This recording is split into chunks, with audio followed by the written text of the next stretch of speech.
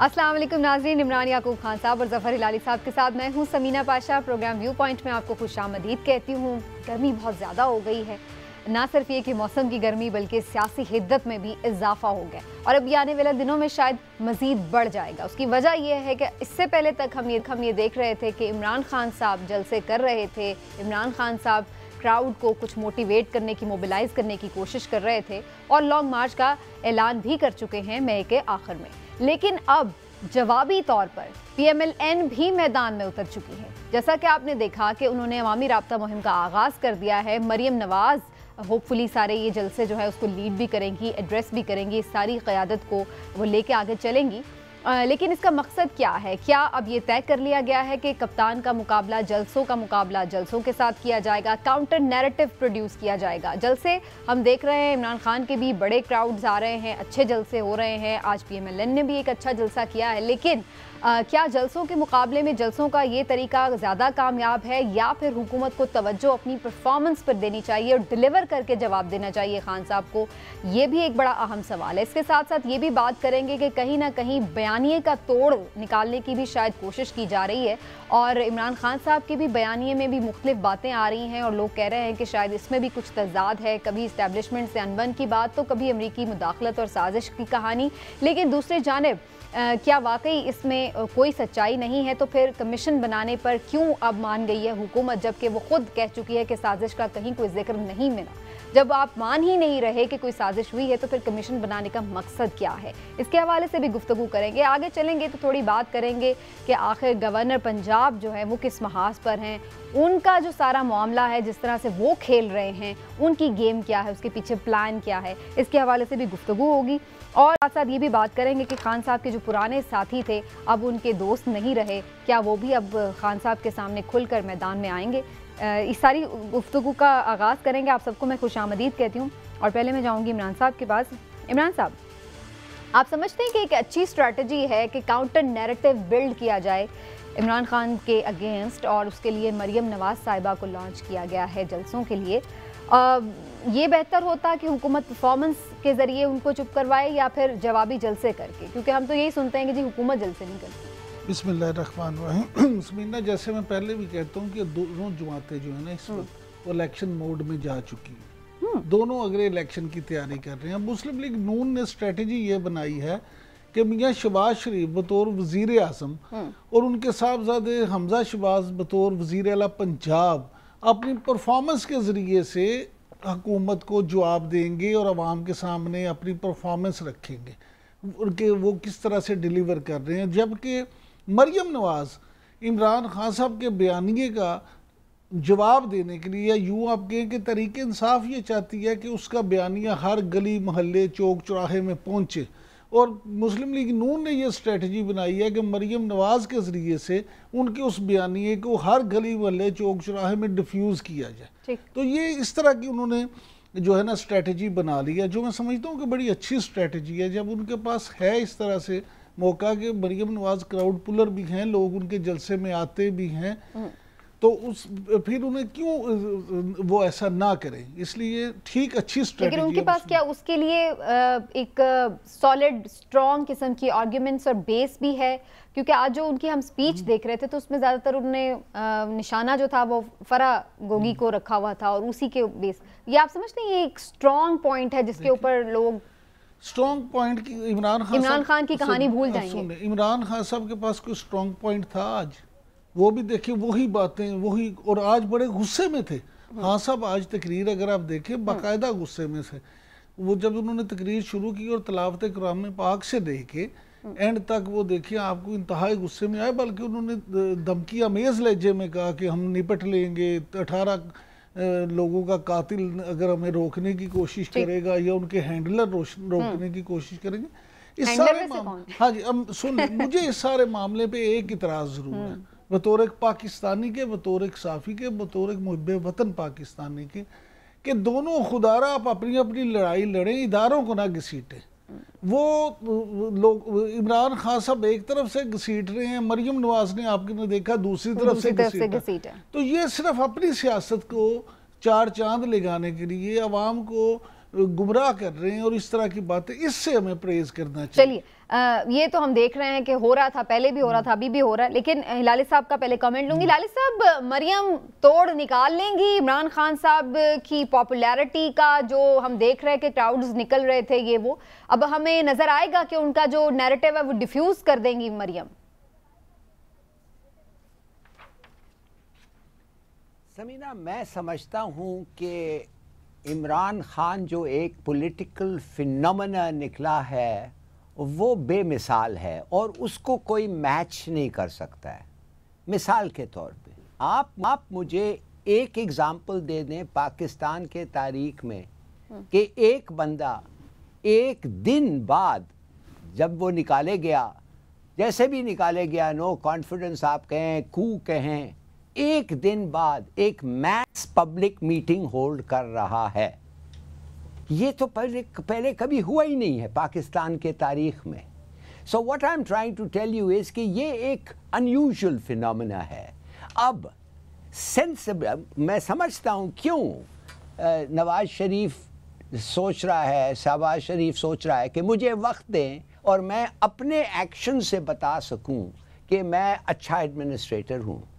मगर देखिए, उसका लोग समझते हैं कि इसके पास कोई मॉरल राइट नहीं है वक्त के लिए, आने का भी इसका कोई मॉरल राइट नहीं था, इसलिए बेसिकली लोटास ने इनको इधर ले आए हैं। लोटास नहीं तो कू, नहीं तो साजिश, जो भी आप कहें।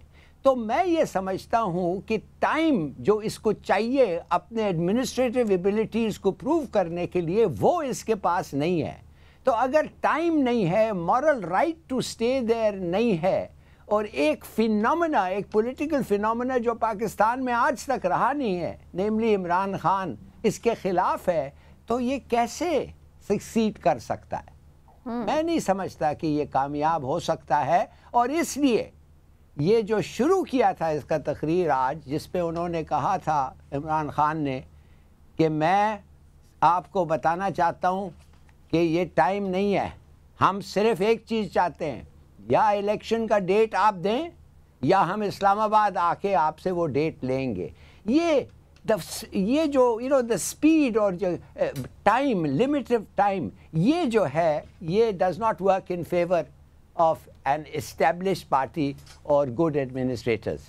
स्पीड तो वाकई बहुत है। हम देख रहे हैं 20 मई तक नॉन स्टॉप जलसे हैं, और इतनी गर्मी में इतनी जगहों पर, और अगला पूरा वीक जो मैं देख रही थी मौसम की पेश गोई, वो भी यही है कि बहुत शदीद गर्म रहने वाला है। लेकिन इलाली साहब, क्या लोग कंफ्यूज नहीं हो रहे हैं उनके नैरेटिव से? एक जानिब वो कहते थे कि अमेरिका ने साजिश करके निकाला है, फिर वो ये भी कह रहे हैं मुख्तलिफ इंटरव्यूज़ में कि जी पिछले साल से ही उन्हें पता चल गया था कि नून लीग प्लानिंग कर रही है उन्हें निकालने की, और उसमें कुछ ज़ाहिर है उन्होंने कहा कि कुछ लोग न्यूट्रल हो गए तो उन्हें आसानी हो गई करने में। तो फिर उस वक्त अमेरिका का बयानिया, वो सारा जो खत था, वो तो बहुत बाद में आया।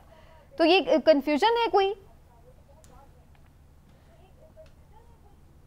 समीना, आप मुझे एक सवाल का जवाब दें जी। अगर गवर्नमेंट ने, और यूनाइटेड गवर्नमेंट उस वक्त जब था पीटीआई का, जब उन्होंने कहा और इस्टेब्लिशमेंट समेत कि हमारे साथ जो भी हुआ है साजिश हुआ है और एक प्रोटेस्ट करेंगे हम, और वाकई उन्होंने प्रोटेस्ट किया, वेरी स्ट्रॉन्ग प्रोटेस्ट, तो इंडिपेंडेंट इंक्वायरी अब क्यों कर रहे हो भाई? इंडिपेंडेंट इंक्वायरी का मतलब है तुम्हें पता ही नहीं था कि वो साजिश था, नहीं था, हुआ नहीं हुआ, कौन रिस्पॉन्सिबल था, मगर तुमने फौरन जाके अमेरिका को कहा तुमने किया है और ये लो हमारा प्रोटेस्ट।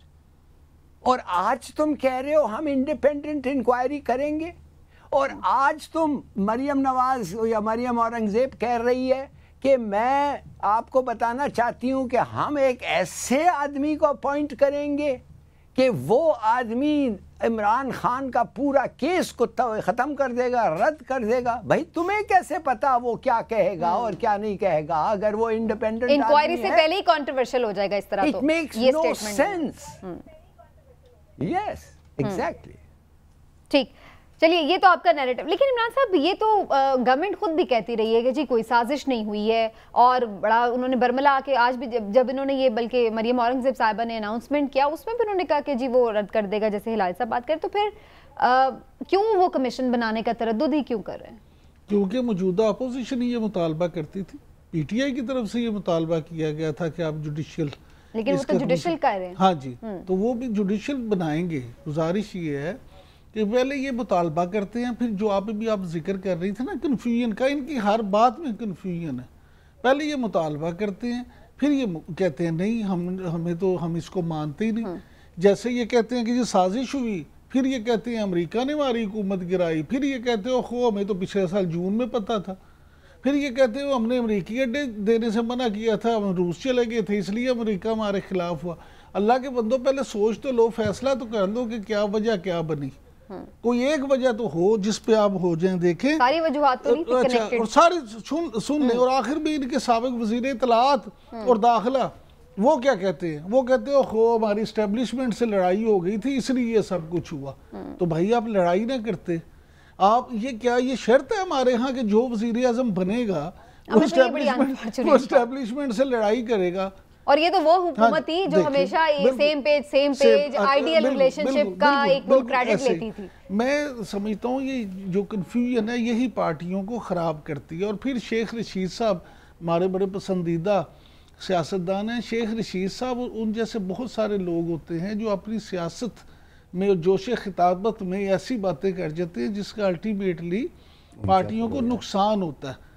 मामला ये है कि जो वजीर इमरान खान साहब है, इमरान खान साहब का मामला ये है कि देखें उनका आगे अभी कैरियर है, वो पाकिस्तानी सियासत में एक हकीकत हैं। वो अपोजिशन लीडर के तौर पे परफॉर्म करें या प्राइम मिनिस्टर के तौर पे परफॉर्म करें।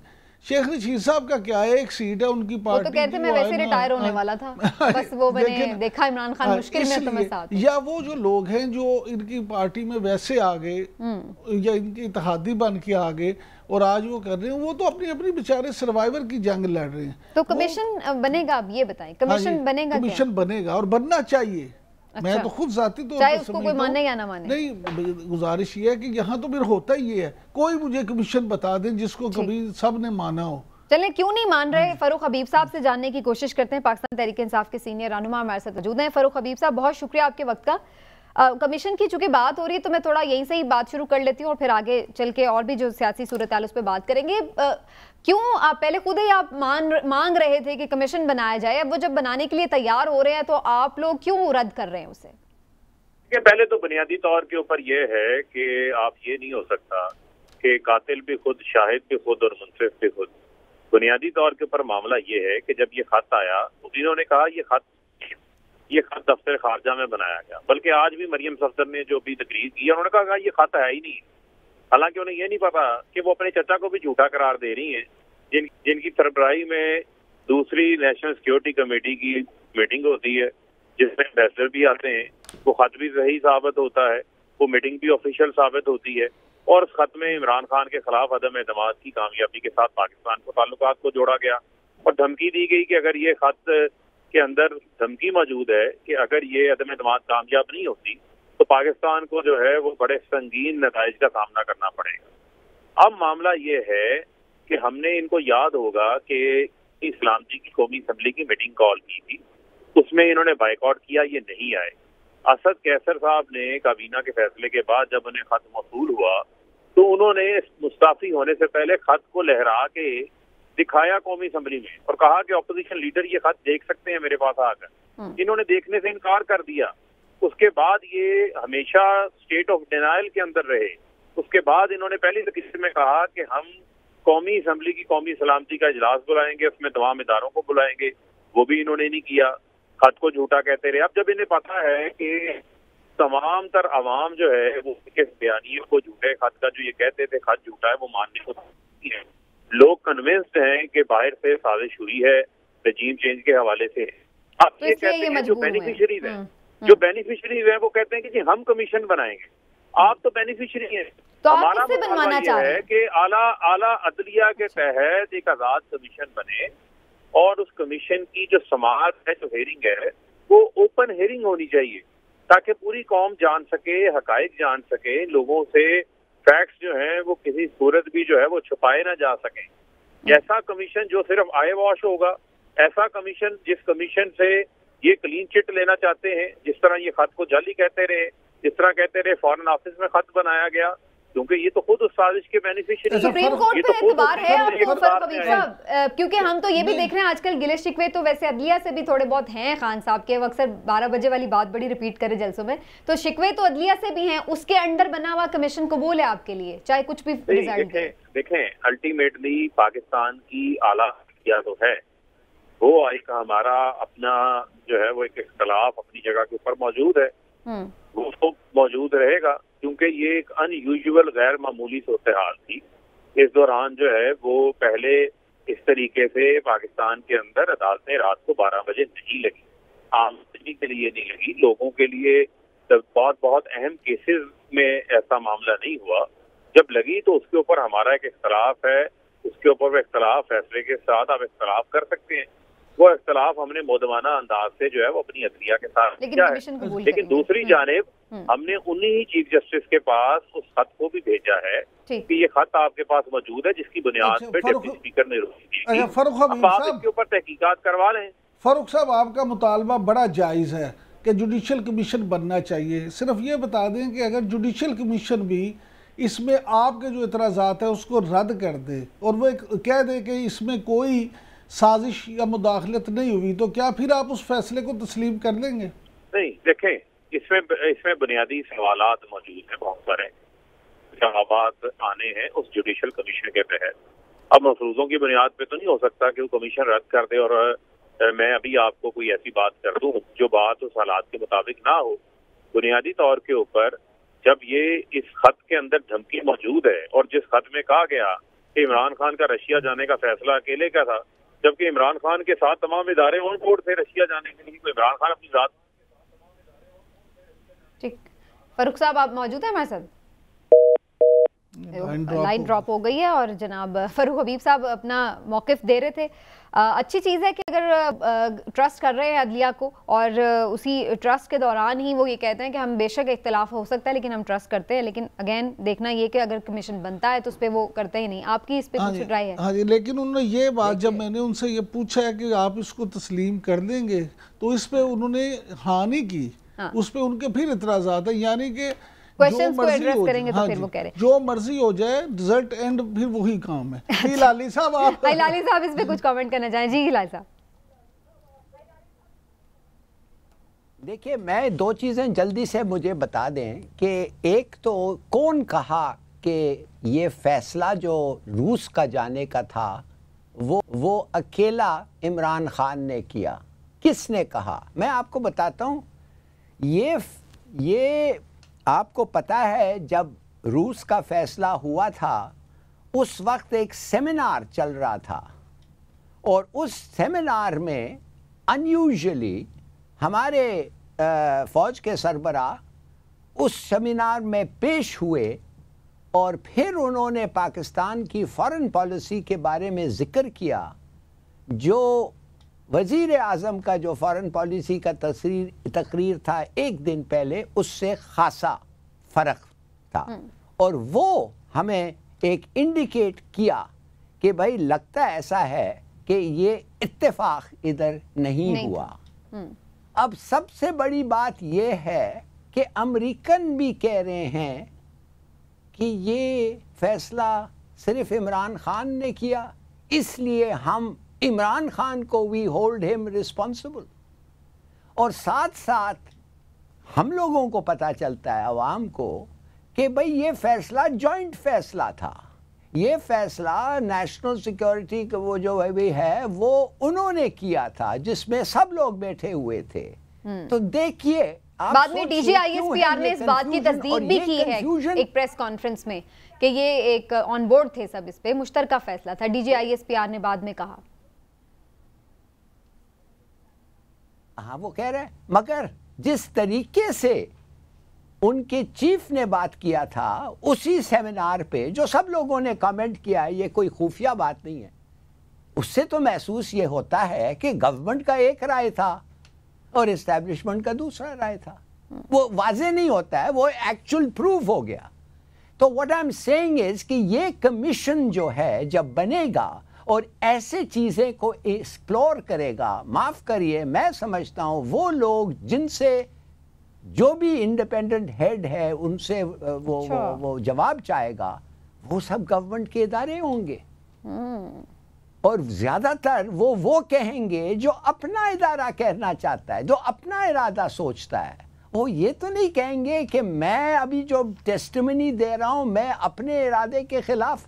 मिसाल के तौर पे अगर फॉरेन ऑफिस होता, फॉरेन ऑफिस कहता है कि भाई हम एम्बेसडर को कॉन्ट्रडिक्ट करेंगे, नो, वो अमूमन ऐसा नहीं होता है। तो I don't see what is the purpose. ठीक है, अच्छा आपके खदशात अपनी जगह, लेकिन इलाही साहब अगर ये सोचा जाए तो फिर इस तरह तो कभी कोई कमीशन बन ही नहीं सकता, कोई इंक्वायरी ना हो, हर कोई अगर यही सोच। और एक और सवाल इसी में शामिल कर दूं हिलाली साहब, एक और बात है कि जब कोई कमीशन बनेगा तो अगर उसमें वो बयान हल्फी लेते हैं तो आपके ख्याल में क्या सब झूठा बयान हल्फी दे देंगे, ऑन ओथ झूठ बयान कर देंगे? कि ऑन ओथ ये आपको पता है कि ऑन ओथ सब लोग जाते हैं और किधर किधर क्या क्या कसम नहीं खाते हैं, और अफसोस से अपने सेल्फिश इंटरेस्ट प्रिवेल करता है। काश के आपके तरह होते, जब एक दफे आप ऑन ओथ हैं, और मैं समझता हूँ यू विल नेवर लाई, मगर ये भी एक गुंजाइश होता है। यू सी, मेरा पॉइंट सिर्फ ये है कि जब किसी को पता चला कि अमेरिकन खफा हो गए हैं, उस वक्त लोगों ने कहा ओहो ये तो बड़ा सीरियस मामला है। ये तब्दीली आई है उस वक्त। और आई एम सॉरी टू से कि इसीलिए फिर वो तकरीर जो पूरी दुनिया के सामने आई थी, और वो तकरीर जो हम सब ने पढ़ के सोचा ये तो इनका तो बिल्कुल देयर इज नो एग्रीमेंट। तो ये बड़ा मुश्किल है ऐसे वक्त पे। सिटिंग गवर्नमेंट अपने आप पे कभी नहीं उनके अपने गवर्नमेंट सर्वेंट्स को इस तरीके से प्रेशर में लाना चाहिए कि वो, ठीक है लाल साहब, आपका पॉइंट समझ में आ गया। तो वो ओथ के खिलाफ जाता है, सच बोले तो उसकी नौकरी जाती है। ठीक है, तो आपको लगता है कि ये कॉम्प्लिकेटेड मैं आपको बता रहा हूं, मैं जिक्र नहीं करूंगा।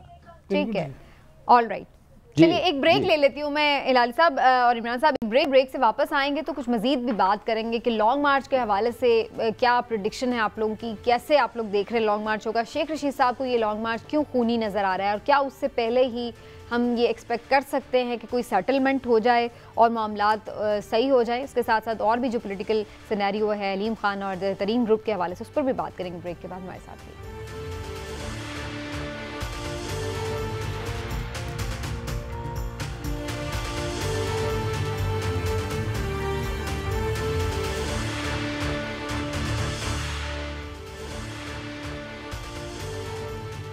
वेलकम बैक जी। और बात हो रही है सियासत की। लॉन्ग मार्च की कॉल इमरान खान साहब दे चुके हैं। क्या जलसों से लॉन्ग मार्च से वाकई वो अपना मतलूबा हदफ हासिल कर लेंगे, यानी अर्ली इलेक्शन का? इससे पहले तक तो हम यही देखते हैं कई लॉन्ग मार्चेस हुए हैं, लेकिन कभी ऐसा नहीं हुआ कि वो जिस मकसद के लिए हों वो मकसद पूरा भी हो गया हो। तो क्या इस दफ़ा ऐसा होगा या नहीं? और एक जो इसमें तशवीशनाक बात है वो ये कि जो साबिक वज़ीर दाखिला शेख रशीद अहमद साहब हैं वो ये सोच रहे हैं कि ये जो लॉन्ग मार्च है ये खूनी होगा। क्यों वो ऐसा समझ रहे हैं, क्यों उन्हें ये खदशा है? पहले ज़रा सुन लेते हैं, फिर इस पर बात करते हैं। मैं अपनी अजीम अफवाज को, अपने अदारों को, अपनी इस्टेब्लिशमेंट को ये कहना चाहता हूँ कि 31 मई से पहले इलेक्शन करा लें। अगर किसी जगह कोई हादसा पेश हो गया, अगर लॉन्ग मार्च की कॉल हो गई, तो शायद इमरान खान भी इसको ना संभाल सके। इमरान साहब क्या खदशा है शेख साहब को, क्यों वो समझ रहे हैं? पहले भी लॉन्ग मार्चेस हुए हैं, पुरअमन हुए हैं अल्हम्दुलिल्लाह, इस दफ़ा क्यों?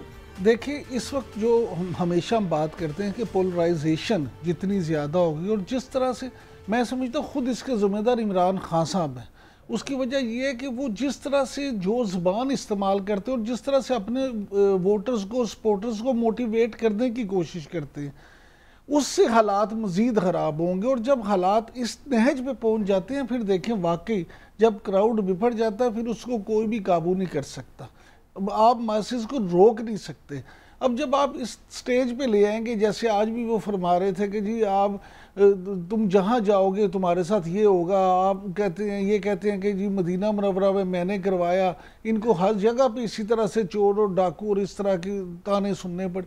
देखिए आप लोगों को जब मोटिवेट करते हैं तो फिर क्या होगा, फिर होगा ये कि उनके सपोर्टर और उनके वोटर आपके लोगों के साथ ये सलूक करेंगे, फिर एक दूसरे के सामने आएंगे और दस्तों गिरेबां होंगे, उससे फिर मामला ख़राब होगा। शेख रशीद साहब की ये बात ठीक है कि जिस तरह से ये हो रहा है इसके हालात इस हवाले से मज़ीद ख़राब हो सकते हैं।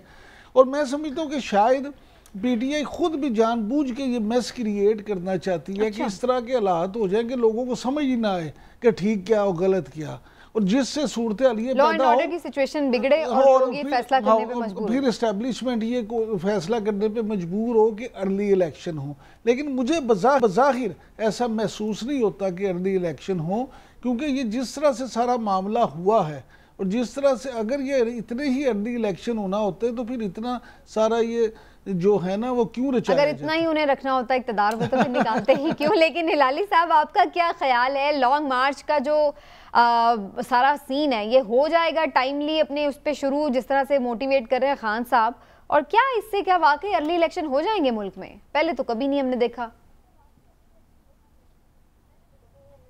समीना, अब आप एक चीज सोचिए, एक फैक्ट को सोचिए। एक फैक्ट ये है कि 13 करोड़ लोगों ने अपने ट्विटर पे, सॉरी नॉट ट्विटर, वो जो भी है फोन्स पे, वो इम्पोर्टेड नामंजूर हैशटैग जी 13 करोड़ लोगों ने हैशटैग से। It has never happened before, ये कभी पाकिस्तान के तारीख में नहीं हुआ है, इतने लोग। तो इसका मतलब क्या कि ऑब्वियसली इस आदमी का सपोर्ट है। भाई कोई आदमी पाकिस्तान में तारीख में, जैसे मैंने आपको पहले कहा कि एक दिन बाद उसके डिसमिसल से ऐसा पब्लिक डेमोन्स्ट्रेशन लाता है जो बेमिसाल है, तो इसका मतलब है कुछ तो फॉलोइंग है, और सबको पता है बहुत सारा फॉलोइंग है। अब ऐसे आदमी को तो आप कह रहे हैं कि ये फॉलोइंग खो दो, ये फॉलोइंग कुछ नहीं है, हम देखना ही नहीं चाहते इसको। और साथ साथ किसको आप एक के खिलाफ हैं? राजा सनाउल्लाह और प्राइम मिनिस्टर, जो उस वक्त मॉडल टाउन का वो जो हुआ था गन, वो all the killings, prime minister was the chief minister और ये उसका राइट हैंड मैन था।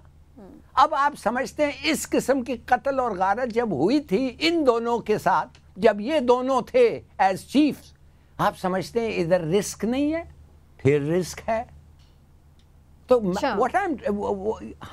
बात असल ये है कि मैं सिर्फ जानना चाहता हूं क्यों ठहर रहे हो। मैं पहले आपको कहा था ये लोटे का मैंडेट है, ये इमोरल मैंडेट है, हो गया, परवाह नहीं। अब 3-6 महीने के अंदर अंदर खुदा के लिए इलेक्शन कराओ और दे दो, फेयर इलेक्शन दे दो जिसको, नहीं तो कत्ल और गारत होगी, इसलिए of the people involved and the circumstances. Allah ना करे ऐसी सिचुएशन। लेकिन इमरान साहब एक वैसे कार्ड अभी भी हाथ में इस लिहाज से भी पीटीआई के है कि जो पंजाब का मामला है वो फवाद चौधरी साहब भी कह रहे हैं कि वो कच्चे धागे से बंधी हुई हुकूमत है। ईसीपी अगर उस पर फैसला कर देता है ट्यूसडे को तो फिर पंजाब में भी क्राइसिस हो जाएगा। वहाँ पे भी हम देखते हैं कि वो इलेक्शंस नहीं हो, यानी असेंबली नहीं होगी। केपी में अगर ये खुद डिसॉल्व कर देते हैं तो काफ़ी एक वो चीज़ तो बन जाएगी ऐसी कि जो हम समझ सकते हैं कि एक कॉन्स्टिट्यूशनल क्राइसिस हो जाए। देखिए वैसे तो सबीना कुछ भी हो सकता है, लेकिन प्लान मैं आपको बता दूं मुझे क्या लगता है होगा क्या। हमारे वाकफा निहाल जो कह रहे हैं उनके ख्याल में ये है, हमारे वाकफा निहाल ये बताते हैं कि अगर सपोज ये इलेक्शन कमीशन जो है इनको डी नोटिफाई कर देता है, अब देखिए अगर ये सारा मामला हो जाता है, स्पीकर उनको भिजवा देता है और उसके बाद इलेक्शन कमीशन उनको डी नोटिफाई कर देता है, फिर क्या होगा? फिर ये सारे अदालतों में चले जाएंगे, अदालतों में स्टे होगा, इनको स्टे होगा, फिर वो कहेंगे जी हमारा फैसला किया जाए। फिर उसमें मामला आपको पता है कि हमारा जो अदालती प्रोसेस है उसमें टाइम कितना लग जाता है, फिर ये काम इतना लंबा हो जाएगा कि वो मामला उस तरह से चलता रहेगा। अगर आप ये समझती हैं कि एकदम से ये डी नोटिफाई होंगे और पंजाब हुकूमत ड्रम से नीचे गिर जाएगी, तो ऐसा नहीं होगा। ये सारे मामलात उनके भी कानूनी माहिरीन हैं जो उनके साथ भी ये सारे मामलात डिस्कस कर चुके हैं। लिहाजा यहाँ पे इशू ये है कि यहाँ कानून एक ऐसी मोम की नाक बन चुका है कि हर बंदा उसको अपने फ़ायदे के लिए इस्तेमाल कर लेता है, जिधर मोड़ना होता है उधर मोड़ देता है। अर्ली इलेक्शन आपको नहीं नजर आ रहे अभी? मुझे जो जाहिर खान साहब देखिए सियासत में कोई चीज हरफे आखिर वैसे नहीं इमरान साहब, एक होता, बात लेकिन समझ नहीं आ मुझे रही। फिलहाल ये नजर नहीं आ रहे। हाँ जी। इमरान साहब, एक बात समझ नहीं आ रही, ये बड़ा जिक्र हो रहा है कि नवंबर में जो है खान साहब भी चाहते हैं नवंबर से पहले इलेक्शन हो जाए, वो पावर में आ जाएं। इधर से अब जो मौजूदा इत्तेहादी हुकूमत है वो भी चाहती है कि बाकी बाद में देखी जाएगी, लेकिन अभी ये साल तो हम चलाएं नवंबर तक। तो नवंबर में बहुत ज्यादा लोग डिपेंड कर रहे हैं। ये सिर्फ एक तकर्रुरी की वजह है या कुछ और भी इसकी रीजन है? देखिए वजह जो भी हो ये छोड़े, नहीं, सुन गुजारिश ये है कि जिस तकर्रुरी की आप बात कर रही हैं वो इतनी कंट्रोवर्शियल हो चुकी है कि उस पे अब कोई भी कंप्रोमाइज नहीं करेगा। लिहाजा नवंबर से पहले तो आप भूल ही जाएं वो मामला जो है। अब फौरी तौर पे उसका आप सोचें भी ना कि उससे पहले क्या सिर्फ एक यही वजह है? ये सब इस वक्त चाहते हैं पावर में एक वजह है, ये भी एक वजह। दूसरा समीना जो सबसे अहम बात है, आप देखें जो आप पूछ रही थी ना कि खूनी, उसमें आप एक और चीज समझें जो आपने पहले भी जिक्र किया इनके अपने साथियों का, इमरान खान साहब के, कि आज फिर उन्होंने अलीम खान साहब, वो मैं सुनवा भी देती हूँ, लेकिन उससे पहले हिलाली साहब शायद कुछ कमेंट करना चाह रहे हैं इस हवाले से, वो पहले कर लें फिर उस पर चलते हैं। जी लाली साहब। 2 दिन पहली बात तो ये है कि 8 दिन अदालतें बंद रही हैं और हमें तो कहा गया था कि ये अदालतें बंद नहीं होते, दे आर ऑलवेज अप्रोचेबल और ये वो, मगर 8 दिन तो जो बेचारा कैदी का रिलीज़ होना था वो नहीं हुआ। 8 दिन गुजर गए, अदालतें के पास अगर उसको जाना होता तो ही हैज़ बीन 8 दिन तो वो जेल में रहा है ना, उसका लिबर्टी उसके साथ नहीं। मैं आपको ये कहना चाहता हूँ मुझे क्या फ़िक्र है। मुझे फ़िक्र ये है कि हिंदुस्तान में 3 दिन में उनका एयरफोर्स चीफ, उनका डिफेंस चीफ और उनका डिफेंस मिनिस्टर और उनका आर्मी चीफ, इन 3 धमकियाँ दी हैं हमें। और एयरफोर्स चीफ ने कहा है तैयार हो जाओ for short Wars with Pakistan. और अगर आप हमारे दुश्मन मुल्क होते तो आप सोचते कि यार क्या वक्त है कि हम एक फॉल्स फ्लैग ऑपरेशन इनके खिलाफ करें जैसे हमने बालाकोट में किया था और इतने पॉलिटिकली हमें फ़ायदा पना। तो एक फॉल्स फ्लैग ऑपरेशन बेहतर नहीं है वो उस वक्त करें जब ऐसा लगता है कि पार्टीज डिवाइडेड हैं, इंस्टीट्यूशंस डिवाइडेड है, पाकिस्तान मेजर पावर्स के साथ अनपॉपुलर है, और इस वक्त हम जाके वो करें जो हमने उनको वार्न किया हम करेंगे। तो मैं समझता हूँ गैर जिम्मेदार बात है इस चीज़ को ये डिले करना और प्रोसीजर करना और कहना हमारे कोर्ट्स और ये वो। This is a matter of national security. एक proper government, legitimate and united country, ये हमें चाहिए। और इलेक्शंस अगर ये डिलीवर कर सकते हैं तो व्हाई नॉट, क्यों रोकें?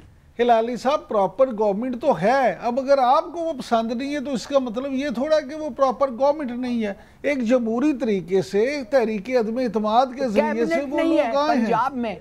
सर मेरी गुजारिश सुनो, अभी तो नेशनल गवर्नमेंट की बात हो रही है ना, पंजाब में भी कैबिनेट हो जाएगी, आप देखेंगे 3-4 दिन बाद वहाँ भी कैबिनेट बन जाएगी। चीज़ें सिर्फ ये हैं कि देखें ये हमारे यहाँ अलमिया ये है कि हम सिर्फ जो अपने हमें फ़ायदे की चीज़ नज़र आती है या जो हमारे ख्याल में बेहतर है हम कहते हैं है ही ठीक, वो मुल्क की मफाद को तो ये सियासतदान देख ही नहीं रहे। माफ़ी चाहता हूँ। लेकिन इमरान साहब ये बात तो है कि ये भी बेशक आप कह रहे हैं कि चले आईनी तरीके से आए हैं, जिस तरह भी कह लें, अब वो जो भी उसमें खरीदो फरोख्त हुई उसको भी हम एक साइड पे खरीदो फरोख्त ना भी कहें, चले लोगों ने दूसरे उस पर जाके वोट किए हों, लेकिन बहरहाल इस हुकूमत को भी तो मुश्किल फैसले करने में मुश्किल हो रही है। क्योंकि अगर आप जब इलेक्शन से पूरी सपोर्ट के साथ पूरे अपनी ही सिर्फ पार्टी के साथ मेजॉरिटी के साथ रूल कर रहे होते हैं तो आप फिर कॉन्फिडेंस के साथ फैसले ले सकते हैं। अब इन्हें पता है कि हमें पेट्रोल की प्राइस बढ़ानी है लेकिन नहीं बढ़ा पा रहे, प्रेशर में है, इत्तेहादियों को भी देखना है, लोगों का भी प्रेशर है, तहरीक भी सर पे चढ़ी हुई है इमरान खान साहब की, तो बहुत सारी चीज़ों में आप नहीं समझते कि इस गवर्नमेंट के लिए भी बड़ा मुश्किल काम है लॉन्ग टर्म पॉलिसीज बनाना। वैसे ही 1.5 साल है इनके पास भी मैक्सिमम। गुजारिश ये है कि इसमें तो कोई शक नहीं है, यही वजह है कि इमरान खान साहब ने भी ये कहा कि अगर अक्सरियत नहीं मिलेगी तो मैं कभी भी गवर्नमेंट नहीं बनाऊंगा। उन्होंने भी ये कहा उन्हें भी मुश्किलात थी और इन्हें उनसे ज्यादा मुश्किलात है, क्योंकि तो फिर मुश्किल से निकले ये नहीं देखें, लेकिन उनकी मुश्किल जो है उन्हें ये सूट नहीं करता, उनकी मुश्किल मजीद बढ़ जाएगी। वो अब ये चाहते हैं कि जी हम कुछ परफॉर्म करें और उसके बाद जब इलेक्शन हो ताकि हम बता सकें कि जनाब 4.25 साल में ये इन्होंने कुछ नहीं था किया, हमने इतने कम अरसे में ये कर दिया। उन्होंने सियासी फायदा अपना गेन करने के लिए वो ये चाहते हैं। अच्छा, हिलाली साहब भी कुछ शायद कमेंट करना चाह रहे हैं। हिलाली साहब, ये फायदा हो जाएगा या कहीं नुकसान ही हो जाए, उल्टा पता चले, क्या कहते हैं? नहीं, अब आप सोचिए, ये सब पार्टीज जो है वो ये अब गवर्नमेंट जो है वो चाहती है प्रेसिडेंट को निकालें, और प्रेसिडेंट को निकाल लेते अगर उनके पास 2/3 मेजॉरिटी होता, या केपी में अगर वो असेंबली ना होता, नहीं निकाल सके। गवर्नर जो है वो चाहते हैं कि गवर्नर ना हो, ये गवर्नर को निकाल दें, वो भी नहीं कर सकते। तीसरी बात ये है कि स्पीकर से उन्होंने ओथ दिलवाया है चीफ मिनिस्टर को, speaker of the national assembly. ये नहीं, नॉर्मलाइज तो नहीं है चीजें, बिल्कुल ठीक। तो वो इन्हें भी प्रॉब्लम्स तो हैं, ठीक है। अगर वो प्रॉपर इलेक्शन के थ्रू आए होंगे तो जाहिर है ये चीज है, जो भी गवर्नमेंट बने चाहे इन्हीं की बन जाए, लेकिन उसमें ये कि फिर इनको ये इस तरह की सिचुएशंस का सामना नहीं करना पड़ेगा। लेकिन इमरान साहब, मैं थोड़ा सा हिलाली साहब से एक चीज पे और कमेंट लेना चाह रही हूँ, फिर उसके बाद हम आगे बढ़ेंगे। हिलाली साहब, एक जो अच्छी चीज हुई है, अब आप इसको वाकई अच्छे से देख रहे हैं या नहीं, ये अब आपका एनालिसिस ही डिटर्मिन करेगा। लेकिन वजीर खारजा बिलावल भुट्टो जरदारी साहब को, जो अमरीकी हम मनसब हैं, उन्होंने फ़ोन किया, मुबारकबाद, उनसे बातचीत उनकी हुई है और अच्छे टर्म्स पे उन्होंने एक दूसरे को बातचीत की है। तो बड़े अरसे बाद ऑफिशियली ये अमेरिकन कोई राबता हुआ है पाकिस्तानी वजीर खारजा के साथ। तो how do you see it? मैं समझता हूँ बिलावल के लिए बड़ा अच्छा है, और उन्होंने एक सपोर्ट एक्सप्रेस किया है, और ये फ़ोन कॉल जो है बताता है कि अमेरिका चाहते हैं कि वो कामयाब हो, वो बिलावल भुट्टो कामयाब हो। अमेरिका चाहते हैं कि उनके ताल्लुकात उनके साथ बिल्कुल अच्छे हो, और एक लिहाज से आप कहेंगे कि ये खुशी की बात होनी चाहिए।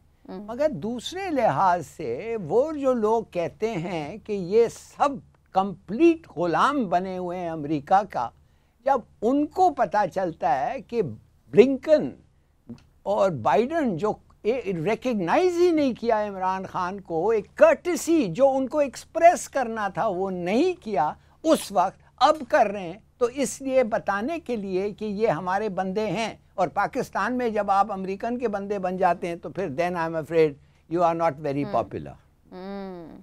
और अभी ये भी खबर आ रही है कि बिलावल भुट्टो रवा माह अमेरिका का दौरा भी कर सकते हैं, लाली साहब, ये भी सोर्सेस बता रहे हैं।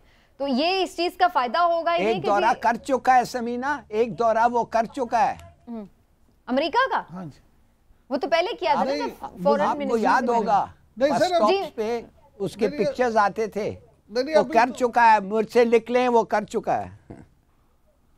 नहीं हिलाली साहब, वो पहले फॉरेन मिनिस्ट्री से पहले या बाद में? वो तो पिछले साल किया था ना उन्होंने। हिलाली साहब, वो तो बतौर फॉरेन मिनिस्टर बात पहले जी। तो मैं यही कह रही हूँ, अब तो वो बाकायदा फॉरेन मिनिस्टर बन चुके ना, वो रवा माह दौरा कर सकते हैं। अभी सोर्सेज से खबर है, अनकन्फर्म है, शेड्यूल हो जाएगा तो जारी कर दिया जाएगा। लेकिन मेरा सवाल ये कि इसका इमरान साहब उन्हें फायदा होगा या नुकसान होगा? फिर लोग कहेंगे देखा, हम तो पहले ही कह रहे थे ये जानबूझ के इन्हीं लोगों को लाया गया है पॉलिटिकली। समीना देखें, वैसे अच्छी चीज है कि चले आप फिर रास्ते खोलें। समीना, बात ये है कि इसमें कोई शक नहीं है कि पाकिस्तान में, बिल्कुल इसमें कोई शक नहीं है कि पाकिस्तान में एंटी अमेरिकन जो जज्बात हैं उनको बड़ा पसंद किया जाता है। लेकिन गुजारिश ये, आप ये भी समझे कि जब आपकी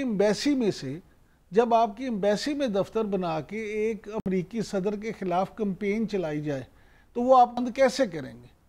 लिहाजा जब आपने खुद उन्हें ये साबित कर दिया कि आप एक पार्टी बने हुए हैं तो उन्होंने आपके साथ वही सलूक किया।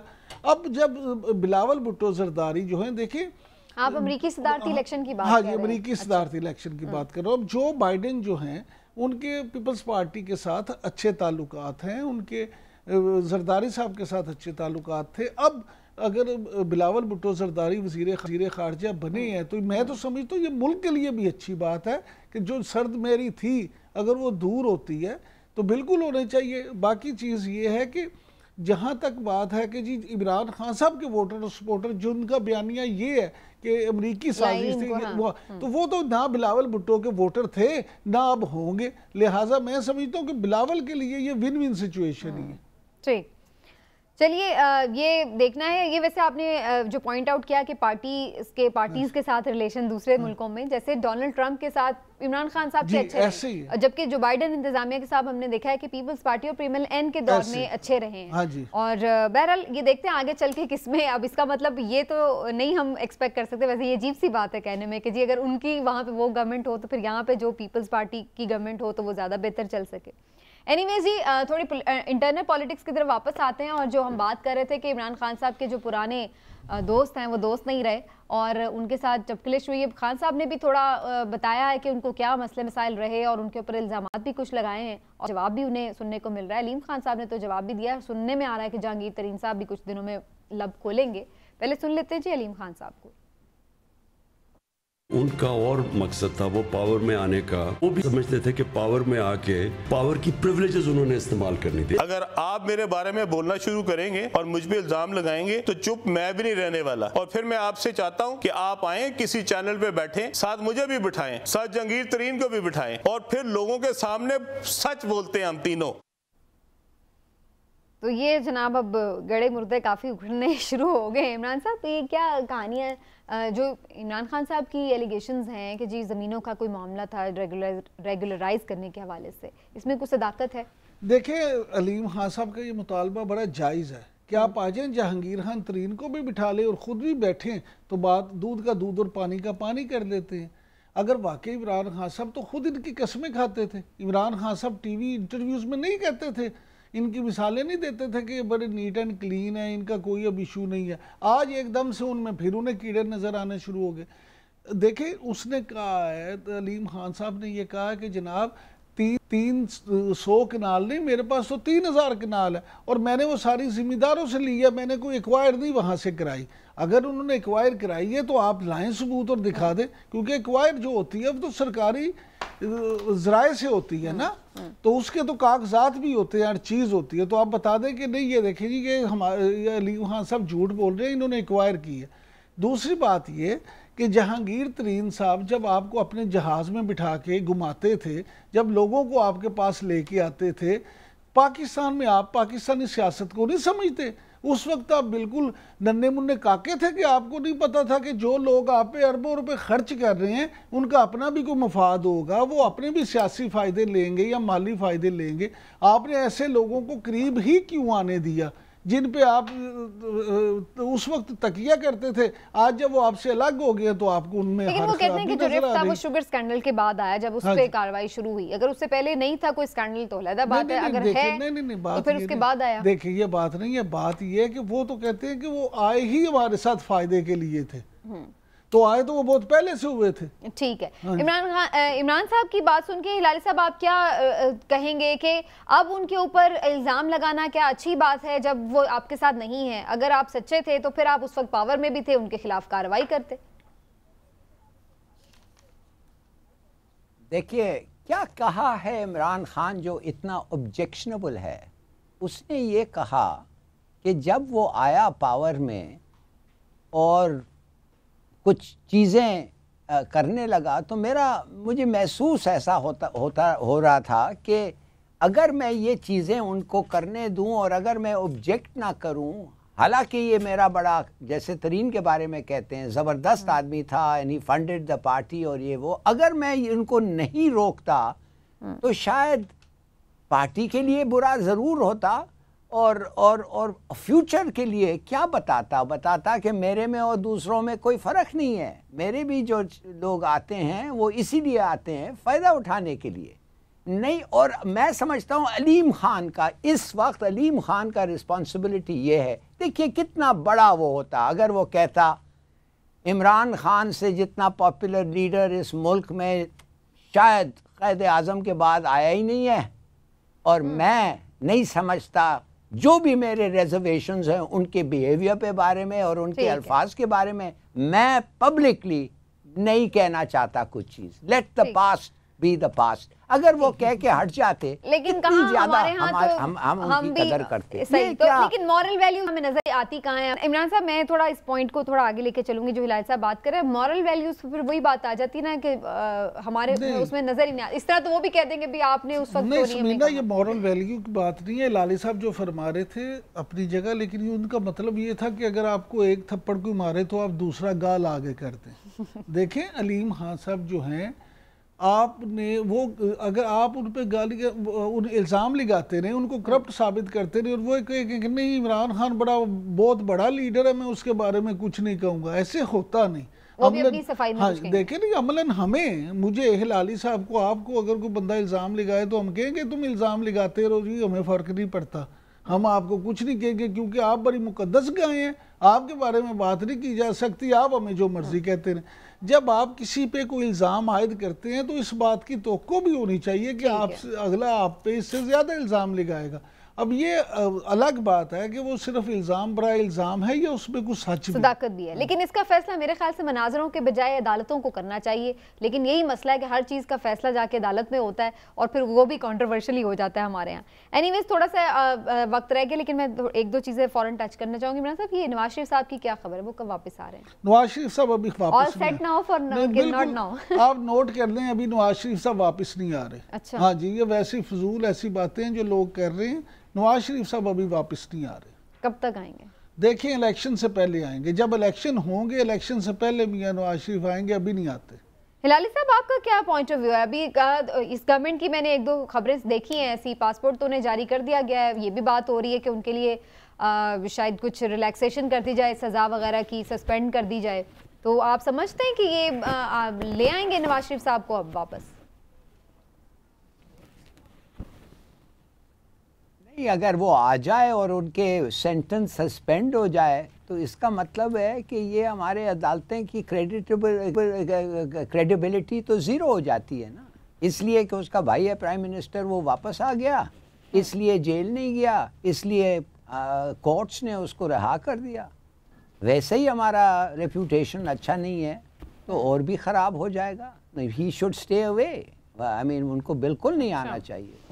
और मेरे ख्याल में और और अगर इलेक्शन अनाउंस हो जाएं, जितना हम नज़दीक इलेक्शंस के लिए जाते हैं उतना उनके लिए डेंजरस हो जाएगा। इसलिए कि अगर ये इमरान खान इलेक्शन जीत जाए या उसका कोalition गवर्नमेंट भी बन जाए और वो इधर पाए गए तो फिर उनके लिए अच्छा नहीं होगा ना। अच्छा चलें, वो तो खैर बाद की बात है, आपने तो बड़ी दूर की प्रेडिक्शन कर दी है लाल साहब। इमरान साहब, गवर्नर पंजाब जो है उनके आजकल बड़े दबंग किस्म के स्टेटमेंट सामने आ रहे हैं और बड़े ही दिलचस्प भी हैं। अब वो फौज को भी मुदाखलत का जिक्र कर रहे हैं जी, एक सूबेदार और 4 सिपाही हो तो देखे मैं गैर आईनी वज़ीर आला को हटा दूं। क्या कर रहे हैं, उनकी क्या गेम है? देखिए गुजारिश ये है कि गवर्नर जो है ना, ये एक आईनी ओहदा होता है। अब वो इस वक्त आईनी ओहदे को भी इस तरह से बिल्कुल एक पार्टी के तर्जुमान बन के इस्तेमाल कर रहे हैं। यही हमारी सियासत का अलमिया है। यहाँ मैं सिर्फ ये चीमा साहब को कसूरवार नहीं समझता। उनकी जगह अगर मुस्लिम लीग नून का या पीपल्स पार्टी का कोई गवर्नर होता तो शायद वो भी इसी तरह से करता।